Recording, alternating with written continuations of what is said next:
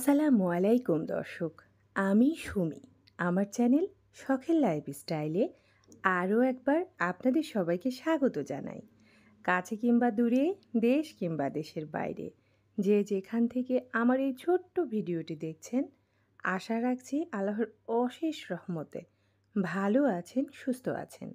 আলহামদুলিল্লাহ, আমরাও ভালো আছি।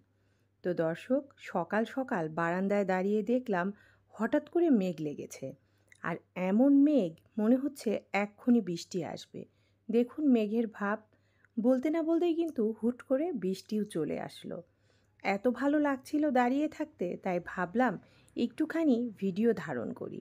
এই যে দেখতে পাচ্ছেন বৃষ্টি হচ্ছে, ভীষণ ভালো লাগছে দেখতে। তো এই সময়টায় মনের কাছে কিন্তু সবারই ভালো লাগে। বারান্দায় দাঁড়িয়ে বৃষ্টি উপভোগ করা, ছাদে দাঁড়িয়ে বৃষ্টিতে ভেজা, আগেকার দিন হলে আরও বেশি উপভোগ করতাম। কিন্তু এখন সংসার জীবনে, সংসারের টানাপোড়েনে আর এগুলো উপভোগ করা হয় না, শুধু চোখ দিয়ে যা একটু দেখতে পারি।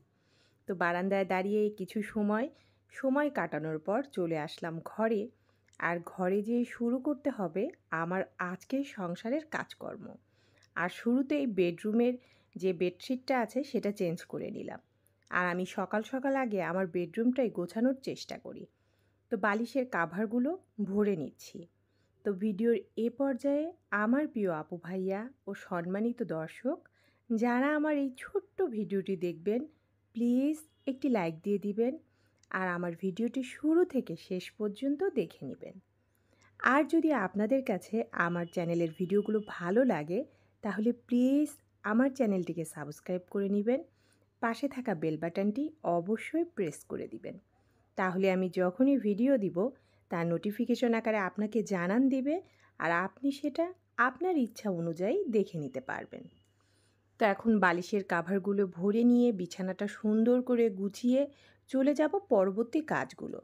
তো আজকে যে টপিকে আমি কথা বলবো, স্বামীর অল্প ইনকামেও কিন্তু ভালো থাকা যায়।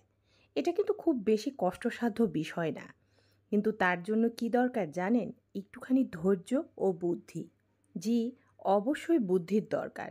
বুদ্ধি ছাড়া কিন্তু চলা যায় না। আপনি একটা জিনিস লক্ষ্য করে দেখবেন, আপনার জীবনে সব কিছুই কিন্তু হারিয়ে যাওয়ার ভয় আছে, কিন্তু আপনার বুদ্ধি, বিদ্যা এগুলো কিন্তু হারানোর ভয় নেই।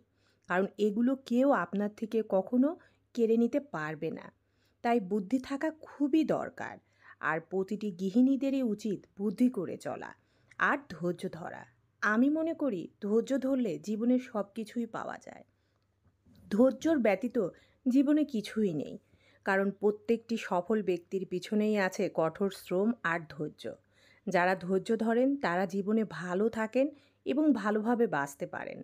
আমার হাজব্যান্ডের আহামরি কিন্তু ইনকাম নেই, তবুও কিন্তু তার মধ্যে আমি স্বাচ্ছন্দ্যে থাকতে পারি, সংসারটাকেও গুছিয়ে নিতে পারি। কারণ আমার ধৈর্য আছে। আমি চিন্তা করি এই অল্প টাকায় কিভাবে বাঁচব, সেটা আমি আগেই ভেবে নিই। আমার অত বিলাসিতা করার প্রয়োজন নেই। যতটুকু হলে একটা জীবন কাটিয়ে দেওয়া যায়, ভালোভাবে দুমুঠো খেয়ে পরে বাঁচা যায়, ঠিক ততটুকুই আমি নিজের সাধ্যের মধ্যে রাখি। আমার হাজব্যান্ডের যতটুকু ইনকাম, ঠিক ততটুকুই আমি চেষ্টা করি খরচ করার। আমি কোনো সময় নিজের হাজব্যান্ডের ইনকামের চাইতে বেশি খরচ করার চেষ্টা করি না। কারণ আমি জানি আমি যদি এই কাজ করি তাহলে কিন্তু কষ্ট আমাকেই করতে হবে। তাই ধৈর্য ধরি। হ্যাঁ, একটা জিনিস পেতে গেলে অবশ্যই আমাকে ধৈর্য ধরতে হয়। হুট করে কোনো জিনিস চাইলেই তো আর আমরা পাবো না, তাই না? তাই ধৈর্য ধরি যে কিছুদিন গেলে অবশ্যই এই জিনিসটা আমি পাবো। আর আমার হাজব্যান্ডের ইনকাম অনুযায়ী প্রতি মাসে কিছু করে টাকা আমি সঞ্চয় করি। আর এটা আমার আজকের নয়, দীর্ঘদিনের স্বভাব।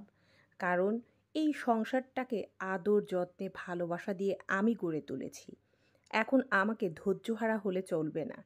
আমাকে ধৈর্য ধরতে হবে, আমাকেই সহ্য করতে হবে। আর দিন শেষে একটু একটু করে টাকা জমাতে হবে। কঠিন বাস্তবতাকে মেনে নিতে হবে। কারণ এই জীবনে কখন কার কোন বিপদ আসে কেউ বলতে পারি না। তাই হাজব্যান্ডের যতই অল্প ইনকাম হোক, আপনি যদি নিজেকে মানিয়ে নিতে পারেন, নিজেকে বোঝাতে পারেন যে আমি এই টাকার মধ্যে ভালো থাকবো, অবশ্যই ভালো থাকা যায়। শুধু সেটা মানসিক ব্যাপার, নিজের মনকে বোঝানোর ব্যাপার।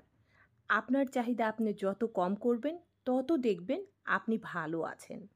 আশেপাশে কে কী করলো, কে কী বলল, সেই কথায় ধার ধারবেন না। কারণ মানুষ কিন্তু বলার সময় বলবেই। কেউ কিন্তু আপনার পাশে আপনার বিপদে দাঁড়াবে না। আপনাকেই আপনার বিপদ দেখতে হবে। তাই সবসময় মাথায় রাখতে হবে আমার হাসব্যান্ডের ইনকাম যদি ১০ টাকা হয়, আমাকে ৮ টাকা খেয়েও ২ টাকা প্রতি মাসে জমাতে হবে। যেভাবেই হোক জমাতে হবে। আর এর মধ্যেই আমাকে ভালো থাকতে হবে। কারণ আপনি যদি আপনার চাহিদার চাইতে বেশি নিতে চান, তাহলে দেখবেন দিন শেষে বিপদে পড়বেন। আর হাসব্যান্ডের যে টাকা ইনকাম, তাতে তার উপর প্রেশার বাড়বে, সংসারে অশান্তি বাড়বে। তাই অল্প ইনকামের মধ্যে ভালো থাকতে হলে প্রত্যেকটা গৃহিণীরই নিজের চাহিদা সীমাবদ্ধ করা উচিত, নিজের মনকে বোঝানো উচিত, ধৈর্য ধরা উচিত, আর সর্বোপরি বুদ্ধি করে চলা উচিত।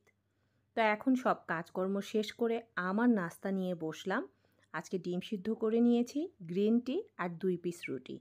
জি, আমি ঠিক ১১টার দিকে এরকম নাস্তাটা করি, কারণ এই টাইমটায় আমার কাজকর্ম শেষ হয়ে যায় আর আমি আমার নাস্তাটা করে একটু নিজেকে সময় দিতে পারি। আর প্রতিদিন এই নিয়ম মেনেই আমি চলি।